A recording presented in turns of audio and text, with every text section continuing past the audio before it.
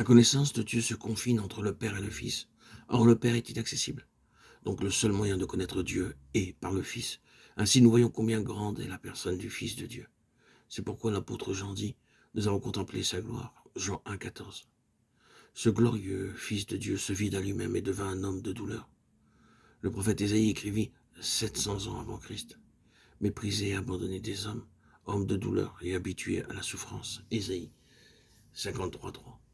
Nous pouvons nous étonner du fait que le prophète Ésaïe écrivit ces paroles environ 700 ans avant que le Christ naisse. Cependant, il est vrai qu'il les écrivit, et le fait est qu'elles s'accomplirent à la lettre. Lorsque le Seigneur Jésus devint un homme de douleur, il porta réellement sur lui nos douleurs. La douleur est la conséquence du péché.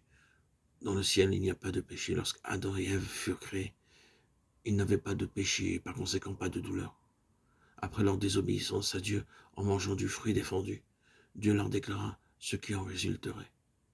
Dieu dit à la femme, j'augmenterai la souffrance de tes grossesses, tu enfanteras avec douleur. Et dit à l'homme, le sol sera maudit à cause de toi. C'est à force de peine que tu en tireras ta nourriture tous les jours de ta vie. Genèse 3, 16, 17. Ainsi nous voyons que la douleur est la conséquence du péché. Pour ôter nos douleurs, le Seigneur Jésus dut porter nos douleurs, de même que pour ôter nos péchés. Il dut porter aussi nos péchés. Personne au monde n'a pu ni ne peut faire de telles choses pour nous. Le Seigneur Jésus passa par une intense douleur durant sa vie terrestre et par son sacrifice sur la croix. Il apporta le grand salut à vous et à moi, ainsi qu'à tous ceux qui veulent se repentir de leurs péchés et croire en lui. L'enfantement douloureux de la mère de Jébetz illustra la croix de Christ qui apporte le salut à toute l'humanité. Cette illustration mise à part, il y a une autre leçon que nous devons apprendre par elle. Elle est l'objet d'une leçon pour nous. C'est qu'à travers nos douleurs, Dieu désire accomplir de grandes choses en nous et par nous. Vous pouvez vous demander pourquoi vous passez par beaucoup d'épreuves et pouvez-vous vous demander pourquoi tant d'afflictions dans votre vie. Soyez sans crainte.